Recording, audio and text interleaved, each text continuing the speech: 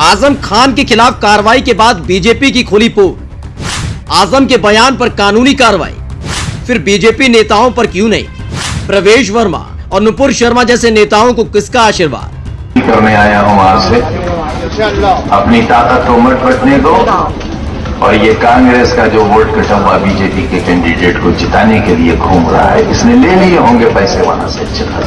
6 गाड़ियों में भरकर नोट आए हैं। कलेक्टर तू अंधा हो गया? हमारे गरीबों के तो थैले देख रहा है। बीजेपी की 6 गाड़ियां तूने तलाश नहीं की, वो नहीं दिख रहा तुझको?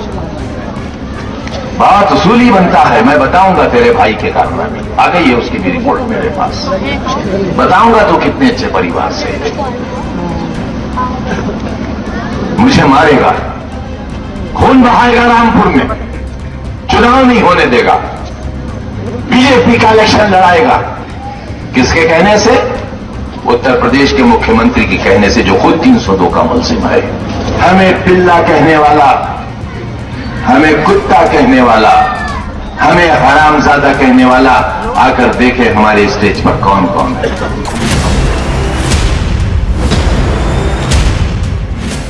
एक बात सच सच बताना, ये बयान कहां से आपको भड़काऊ लगता है, हेट स्पीच लगता है?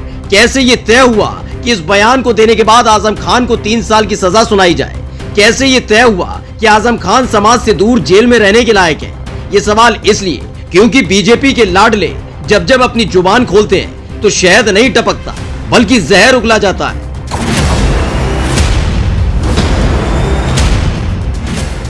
ये रेडियां लगा रहे हैं, इनके रेडी से सब्जी खरीदने की जरूरत नहीं है। ये मांस मच्छी की दुकान खोलते हैं, वहां पर एमसीडी को बोलकर जिनके पास लाइसेंस नहीं है सबको बंद कराने की जरूरत है। ये लोग रेस्टोरेंट खोलते हैं, संपूर्ण बहिष्कार। जहां जहां ये आपको दिखाई दे, मैं कहता हूं अगर इनका दिमाग ठीक करना है, इनकी तबीयत ठीक करनी है तो एक ही इलाज है, वो है संपूर्ण बहिष्कार। ये वाला बयान आपको याद है?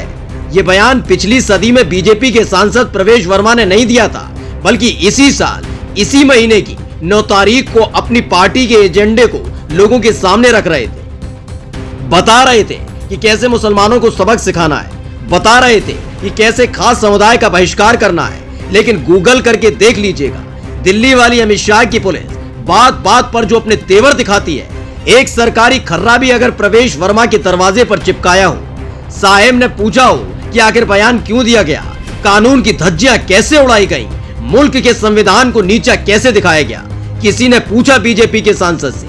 और मेरे साथ बोलो, हम इनका संपूर्ण बहिष्कार करेंगे। हम इनके दुकान रेडियो से कोई सामान नहीं खरीदेंगे, हम इनको कोई मजदूरी नहीं देंगे।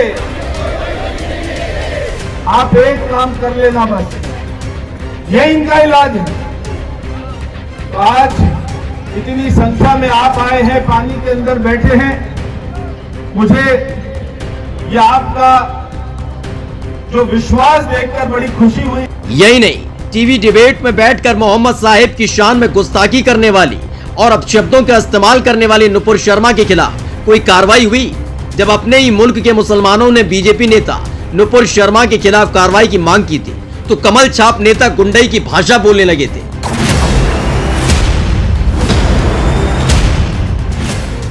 इतिहास और ग्रंथों का हवाला देने लगे थे, और तो और मुसलमानों पर उल्टे कार्रवाई की मांग की जा रही थी।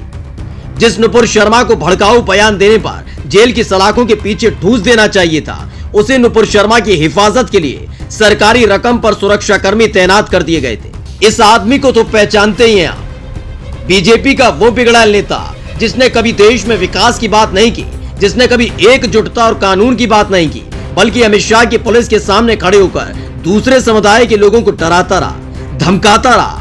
करिए गूगल, पता करिए क्या कभी कपिल मिश्रा को दिल्ली पुलिस ने उठाया, कभी उसे कानून का पाठ पढ़ाया? नहीं पढ़ाया होगा, क्योंकि बीजेपी नेता बनने के बाद जो पहला पाठ पढ़ाया जाता है उसे इन नेताओं ने घोंट कर पी लिया है, और जब जब मौका मिला उसकी उल्टी भी की है, क्योंकि जानते हैं कि कार्रवाई पुलिस करेगी, लेकिन करेगी तब जब उनके आका उनको करने देंगे। हाँ, आका का आदेश आए तो आजम खान जैसे नेता पर 100 से ज्यादा मुकदमे लाद दिए जाते हैं। साहब का आदेश आए तो परिवार समेत आजम खान को जेल में ठूस दिया जाता है। आदेश मिले तो एक बयान को भड़काऊ बताते हुए जेल की सलाखों के पीछे भेज दिया जाता है। आजम खान पर कार्रवाई और बीजेपी नेताओं पर बरसते प्यार को लेकर आपका क्या कहना है, कमेंट करके जरूर बताएं और पेज को लाइक और सब्सक्राइब करना ना भूलें। Special desk the कंटा।